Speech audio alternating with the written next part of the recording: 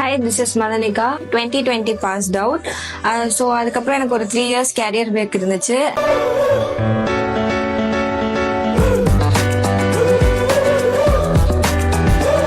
Hi, இன்னைக்கு நம்ம Besant technologies போர்ல சிஸ்டர் மதனிகா வந்து 2020 டிகிரி முடிச்சு 3 years கரியர் பிரேக் வச்சு இப்போ வந்து 3 lakh CTCல ஜாவா டெவலப்பர் பிளேஸ் ஆயிருக்காங்க.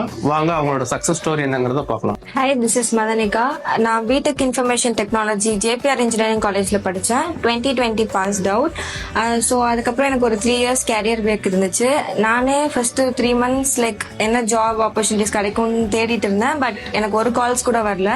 ஸோ அப்புறம் நான் இன்டர்நெட்ல இந்த மாதிரி நீங்க போடுற ரிவ்யூஸ் இதெல்லாமே பார்த்துட்டு தான் ஓகே நம்ம இங்க ஜாயின் பண்ணலாம் வந்து ஜாயின் பண்ணேன். ஸோ பெசன்ட் டெக்னாலஜி போர்டு தான் எனக்கு nearby. So I join here.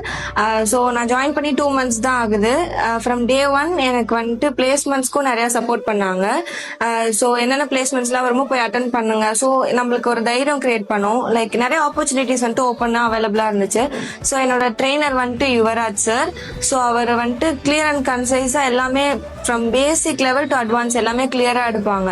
So புரியாதவங்களுக்கு கூட ரொம்ப கிளியரா புரியும். என்னதான் ஐடியாவே இல்லாதவங்களுக்கு கூட ரொம்ப கிளியரா இருக்கிற மாதிரி இருந்துச்சு. ஸோ அது எனக்கு ரொம்ப சப்போர்ட்டா இருந்துச்சு.